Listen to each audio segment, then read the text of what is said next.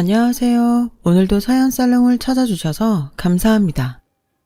40대 초반 여성이에요. 이곳 사연 글을 아주 잘 듣고 있는 애청자이기도 한 저는 비슷한 사연이 있는 사람이기도 해요. 그래서 어떤 사연들은 정말 제 얘기 같고 어찌나 공감이 가던지 제 얘기를 한번 보내면 어떨까 하는 생각이 들었어요. 결혼 전까지 순진하게 결혼은 아무런 조건 없이 오로지 사랑 하나만으로 가능하다고 생각했던 사람이었어요. 남편과 저는 접촉사고라는 그리 유쾌하지 못한 계기로 만나게 되었는데요. 초보 운전이었던 저는 처음 겪게 된 교통사고에 보험을 부를 생각도 못할 만큼 당황하고 놀랬는데 피해자였던 남편이 저를 다독이며 괜찮다고 다친 데 없어도 병원에는 꼭 가보라고 말해주면서 남편과 연이 닿게 되었어요. 남편 입장에서는 충분히 억울하고 화가 날 상황이었죠. 그런데 하나부터 열까지 세심하게 초보인 저를 많이 배려해주니 어찌나 미안하고 고맙던지요. 저희는 그렇게 3년이란 시간을 거치며 피해자와 가해자에서 연인으로 부부 사이가 될 수 있었어요. 하지만 아이러니하게도 저에게는 한없이 좋은 사람인데 주변에서는 이런 남편을 알아보지 못했어요. 심지어 부모님까지도요. 부모님은 대놓고 남편을 만나지 말라고는 하지 않았지만 은근 깊은 사이까지는 가지 않았으면 하는 눈치였는데 그때 당시는 제가 눈에 콩깍지가 씌어도 단단히 씌어서 그런 눈치를 외면해버렸죠. 그러면서 저는 저대로 서운한 마음과 답답한 마음이 공존했었는데요. 다들 왜 사람을 보지 않고 다른 것을 기준으로 남편을 판단할까 하는 마음에 일종의 오기가 발동해서 남편에게 청혼을 받기도 전이었는데 결혼을 결심했어요. 이렇게 나중에 후회할 줄도 모르고요. 부모님은 제가 남편과 결혼하겠다는 말에 조금 더 신중하게 생각해보라고 말리시기도 했지만 제 마음이 워낙 확고하고 제가 또 남편 아니면 안 된다며 고집을 피우자 하는 수 없이 결혼을 허락해 주셨어요. 지금 생각해보면 남편은 어릴 때 아버지와 돌아가셔서 저와 결혼하기 전까지 홀어머니와 단 둘이 살았는데 아마도 저희 부모님은 홀 시어머니를 감당해야 할 제가 걱정이셨던 것 같아요. 하지만 사랑에 그리고 결혼에 눈먼 딸인 제가 거기까지는 깊게 생각했을 리가 없죠. 단순히 남편이 홀어머니에 대한 효심이 남다르고 사람이 좋으니 저희 부모님에게는 물론이고 저한테도 당연히 잘할 거라고 믿었던 것이 함정이었어요. 그렇게 저희 집 부모님의 허락이 떨어졌습니다. 곧이어 저는 남편 집에 결혼 허락을 받기 위해 인사를 갔어요. 그리고 그날 처음으로 시어머니를 뵙게 되었는데요. 첫인상이 주변의 걱정과 달리 온화하시고 상냥해서 저는 그 집 문턱을 넘자마자 안도감이 들었어요.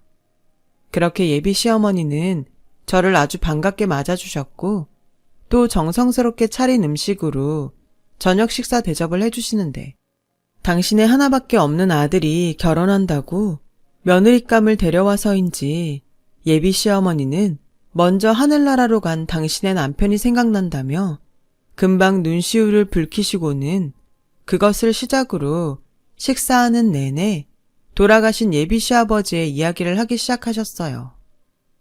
결혼도 하기 전에 이런 말하면 싫어할 수도 있겠지만 이제 너도 우리 집 식구가 되는 거니 우리 집 이야기를 조금 하마. 괜찮지? 네, 괜찮아요. 저도 결혼하면 알아야 하니 신경 쓰지 마시고 편하게 이야기하세요. 그래, 얘한테 들었는지 모르겠는데 얘 아버지가 세상을 뜨기 전에는 고위 공무원이었어. 만약 그때 죽지 않고 지금까지 살았다면 지역의원이나 국회의원을 하고 있을지도 모른다고 생각한다. 그만큼 사람이 어질고 심지가 고든 게 정말 아까운 인재였지. 에휴, 또 생각하니까 눈물이 나네. 뭐가 급하다고 하늘은 능력 좋고 앞길 창창한 우리 남편을 데려갔는지. 나는 지금도 하늘이 원망스럽다. 처음엔 아무것도 몰랐기에 저는 저 나름대로 예비 시어머니를 이해했어요. 근데 지금 생각해보면 그건 죽은 남편에 대한 그리움이 아니라 죽었지만 살아있을 적엔 고위 공무원이었다는 말을 하고 싶었던 것 같아요. 그날 이후에도 걸핏하면 시어머니는 당신의 남편이 고위 공무원이었는데 라는 말을 달고 사셨거든요. 그때라도 시어머니의 의중을 눈치챘어야 했는데 지금은 빤히 보이는 것들을 저는 그때 보지 못했어요. 그놈의 사랑이 뭔지 남편에 대한 마음이 아주 충만했기에 시어머니의 의도도 파악하지 못하고 그저 얼마나 남편을 사랑하고 그리우면 늘 남편 이야기를 입에 달고 사실까? 라고 생각했어요. 그리고 그 때문에 남편이 결혼하고 따로 나가 살면 가뜩이나 남편 없이 혼자 외로웠던 어머니가 더 외로워하실 것 같다며 저에게 결혼하고 2년 정도는 시어머니와 함께 살면 어떠냐고 물어보는데 저는 별다른 거부감이 들지 않았어요. 그러자는 마음이 생기더라고요. 그래, 2년이면 뭐 금방이지. 당신하고 둘이 그렇게 오래 사셨는데 갑자기 혼자 계시게 하는 건 나도 좀 죄송스럽다. 고마워 자기야. 우리 엄마도 엄청 좋아하실 거야. 내가 그동안 자기한테 말은 안 했는데 우리 엄마가 자기 딸 같다고 엄청 좋아하셔. 우리 엄마 자기가 좀 측은하게 생각하고 잘 좀 대해주면 좋겠어. 나도 장인 장모님한테 잘할게. 아, 물론 자기한테도 잘하고. 당연하지. 자기 어머니면 이제 내 어머니이기도 하잖아. 우리 서로 니네 부모님, 우리 부모님 구분하지 말고 양쪽 부모님께 똑같이 잘하자. 고마워 자기야. 나는 정말 자기랑 결혼하면서 세상 전부를 얻은 기분이야. 저는 사탕 발린 같은 소리일지라도 남편의 그 말이 참 좋았어요. 그래서 시어머니와 함께 시작하는 신혼이란 사실에 저희 부모님이 길길이 뛰어도 제가 다 감당할 수 있다고 매일같이 설득했어요. 그리고 드디어 결혼식을 올리고 꿈에 그리던 신혼생활을 시댁에서 시작했는데 저희 어리석은 기대와 생각은 그때부터 엇나가기 시작했어요. 그야말로 최악으로 치닫기 시작했죠. 물론 아주 처음부터 그랬던 건 아니었어요. 어찌나 자연스럽게 흘렀는지 지금 생각해도 너무 어이가 없네요. 저는 결혼하고 한 달 정도가 지나 다니던 회사 계약의 기간 종료로 본의 아니게 쉬게 되었어요. 그러면서 시어머니는 조금씩 그리고 거의 매일 저에게 잔소리와 집안일을 시켰어요. 그때까지 별 의심을 하지 않았는데 3개월이 지나 어느 때처럼 집안일을 하고 있는데 시어머니에게서 지금 생각해도 황당한 요구를 받게 되었죠. 예, 이 옷 우리 아들 옷이지 않니?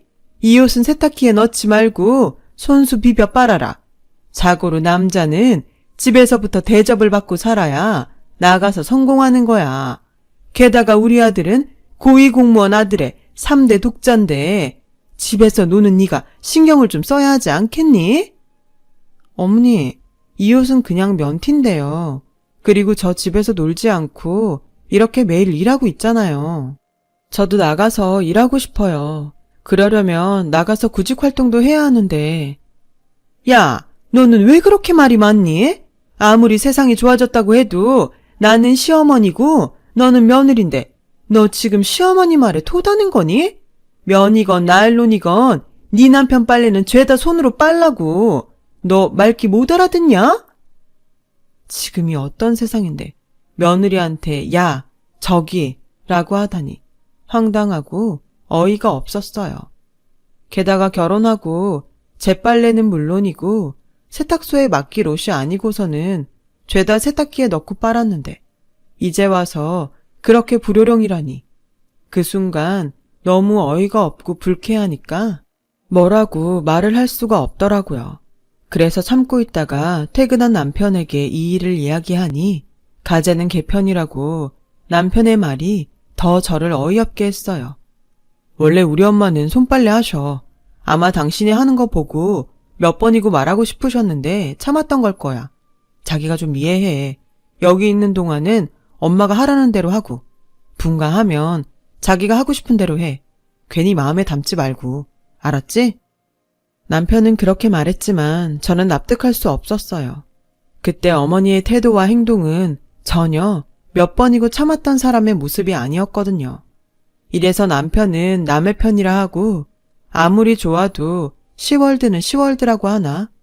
저는 속으로 별의 생각을 다 했어요. 그런데 시어머니는 그날 이후 아주 작정이나 한 듯 남편이 출근만 하면 저에게 시집살이를 시키시는데 절대 빠지지 않을 거라고 생각했던 콩깍지도 그런 시어머니 시집살이에는 버티지 못하고 허무하게 빠지더군요. 날도 추워지니 너 시장 가서 소뼈 좀 사와라. 우리 아들은 매년 손수 달인 사골국을 먹지 않으면 감기에 걸려서 고생해. 3대 독자에 고위공무원 지낸 아버지 아들인데 정성스럽게 구워서 먹여라. 알았지? 얘, 너 우리 아들 호흡기 약한 거 몰라? 청소가 있다 오면 이 먼지를 다 누가 먹겠니? 도대체 너는 니네 집에서 뭘 배워온 거야? 그 코딱지만한 슈퍼 한다고 니네 부모님 너무 너한테 신경 안 쓴 거 아니니? 아휴, 우리 남편이 죽지 않고 살아있었다면 우리 민혁이가 너 같은 슈퍼집 여자랑 결혼하는 일은 없었을 건데. 시어머니는 그렇게 점점 저를 넘어서 저희 부모님에 대한 험담도 개의치 않고 하셨어요. 시어머니가 말한 대로 저희 부모님이 오랫동안 같은 동네에서 슈퍼를 하시는 건 맞는데요. 무시할 정도로 작지도 않고 또 그 건물이 저희 아버지 건물이라 굳이 경제적인 면을 비교하자면 당연히 시댁보다 저희 친정이 여유가 더 있었어요. 물론 시어머니와 남편은 건물이 저희 아버지 것인지는 제가 말을 하지 않아서 몰랐지만요. 살아있는 시아버지가 아닌 돌아가신 시아버지가 고위공무원이었다고 저희 친정집을 하대하는 게 말이 되나요? 그래서 그날은 참지 않고 화를 냈어요. 그때 화를 내지 않으면 부모님에게 불효를 하는 것 같았거든요. 어머니, 말씀이 좀 지나치시네요. 저희 부모님 가게 하시면서 저한테 신경 많이 써주셨어요. 이런 집안일 가르치는 게 신경 써주는 건가요? 그럼 어머니는 민혁 씨한테 집안일 다 가르치셨어요? 앞으로는 말씀 좀 가려서 해주세요. 어머, 얘 지금 뭐라는 거야? 뚫린 입이라고 말 함부로 하네. 제가요? 함부로 말씀하신 건 어머니 같으신데요. 그리고 제가 하는 집안일이 그렇게 마음에 안 드시면 어머님이 하세요. 저는 나가서 민혁 씨처럼 돈 벌어 올게요. 원래 각자가 잘하는 걸 해야죠. 저는 백날 해도 어머님이 말씀하는 대로는 못할 것 같아요. 뭐? 시어머니는 그렇게 말씀하시고는 쇼인지 진짜인지 모르겠지만 뒷목을 잡고 주저앉으셨어요. 그리고는 아유, 여보, 얘가 나 지금 당신 없다고 무시하네요. 우리 귀한 3대 독자 아들, 얘가 다 잡아먹게 생겼어요. 아유, 혈압이야. 나 이러다 오늘 밤 못 넘기고 당신한테 가는 거 아닌가 몰라. 라고 대성통곡을 하는데 이런 일이 TV에서가 아니라 진짜로 일어날 수 있는 일이구나 싶더라고요. 그리고 2년이란 시간을 다 채우기는 힘들지 않을까 고민하게 되었고 타이밍 좋게도 제가 임신을 하면서 분가할 명분이 주어졌어요. 그래서 임신 사실을 남편에게 알리던 날 조심스럽게 분가 얘기를 꺼냈죠. 자기야, 나 임신하고 곧 있으면 입덧도 할 텐데 아무래도 어머니랑 계속 같이 있기는 힘들 것 같아. 왜? 오히려 엄마랑 있는 게 더 낫지 않아? 게다가 아이 태어나면 자기 몸조리도 그렇고 아이 봐주는 것도 다 엄마가 도와줄 수 있잖아. 장모님은 가게 때문에 바쁘실 테니 이대로 엄마랑 지내는 게 나는 더 괜찮은 것 같은데. 남편은 아무것도 모르고 계속 제가 임신했기 때문에 더욱더 자기 엄마의 도움을 받아야 한다고 주장했고 저는 차마 당신 어머니 때문에 스트레스 받아서 여기 있을 수 없다는 말을 하지 못해 끙끙 앓아야 했어요. 지금 생각하면 바보 같지만 그때 당시는 시어머니하고는 사이가 변했어도 남편하고는 변하고 싶지 않았거든요. 그러면서 은근히 이제 혼몸도 아니고 남편을 3대 독자라 그렇게 극진히 하는데 제가 그 아들을 낳을 수도 있으니까 더는 저에게 시집살이를 시키지 않지 않을까 하는 기대를 하기도 했는데요. 기대와 달리 시어머니는 평소랑 똑같이 청소며 손빨래를 시키셨고 입덧이 심해져 주방에 있기도 힘든 저에게 나 때는 임신했어도 김장 100포기씩 하고 밤새 사골 끓이며 할 거 다 했다 라며 도끼 눈을 하고 엄살 피울 생각하지 말라고 하시더라고요. 그러면서 남편이 퇴근하면 마치 자기가 언제 저에게 그랬냐는 듯 다른 얼굴을 하더군요. 또 어떤 날은 저에겐 개모임을 간다고 하시고는 남편에게 연락해 제가 입덧이 심해 집에서 저녁 먹기가 미안하니 밖에서 간단히 먹고 들어가자고 하셨다는데 저도 사람인데 더는 참을 수가 없었어요. 자기, 내가 요즘 어떻게 사는 줄 알아? 자기 옷은 죄다 손빨래하고 어머니는 그 쉬운 청소기 한 번을 안 돌리셔.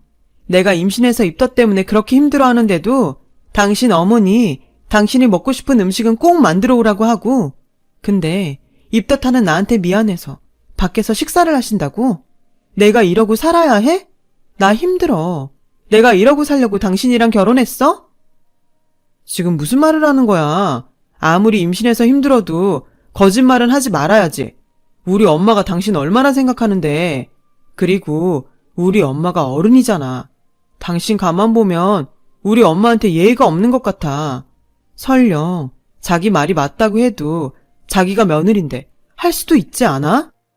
뭐? 당신 지금 그걸 말이라고 하는 거야? 며느리니까 할 수도 있다고?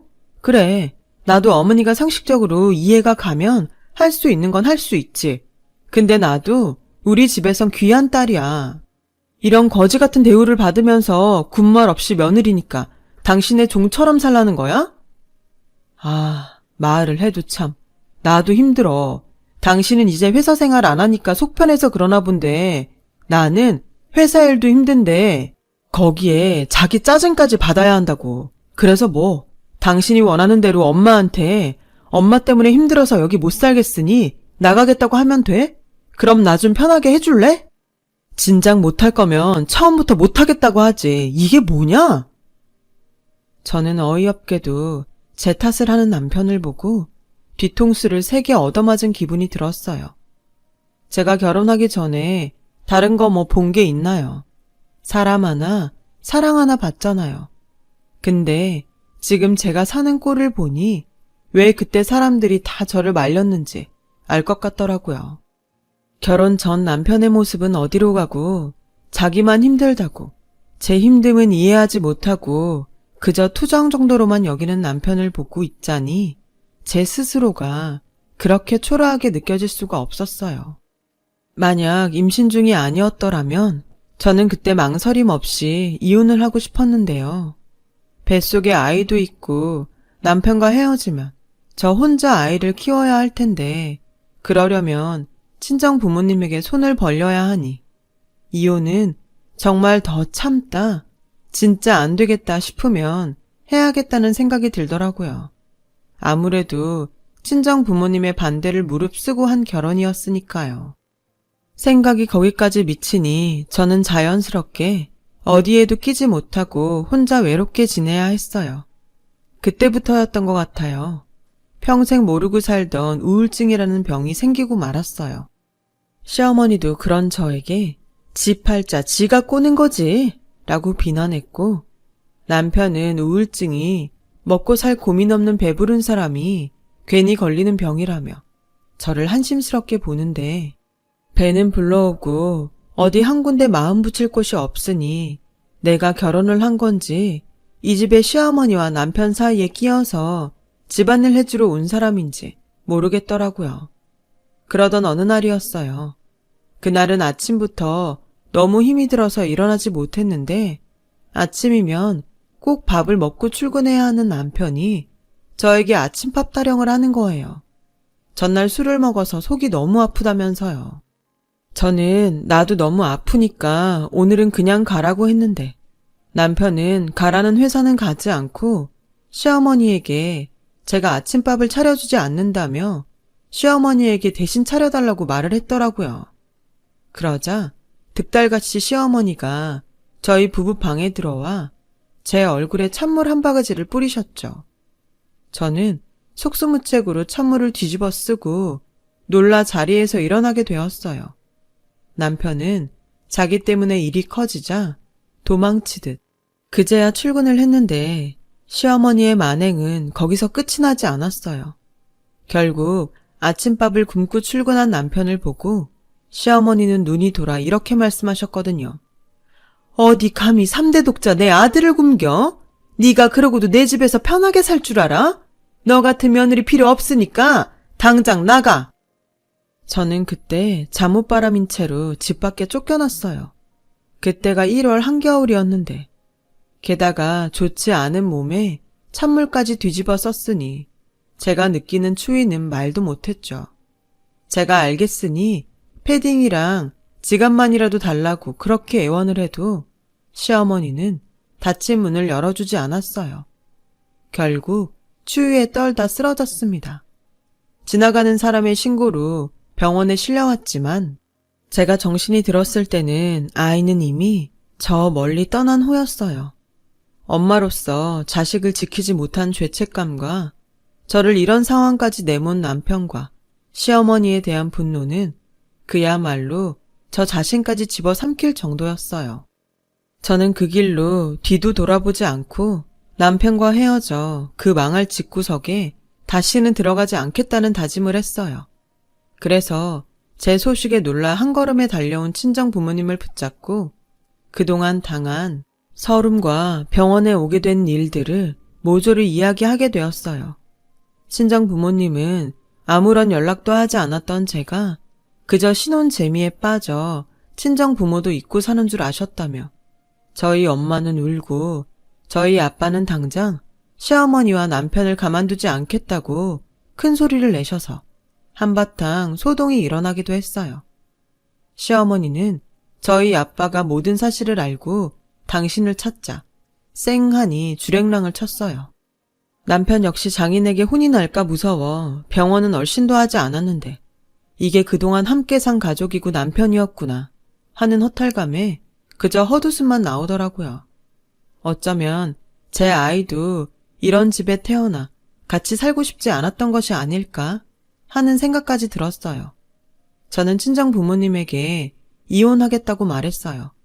이런 상황에 이혼하지 않으면 그야말로 등신인 거죠. 저는 그렇게 병원에서 퇴원하고 집이 아닌 친정집으로 간 지 2달 정도가 지났는데요.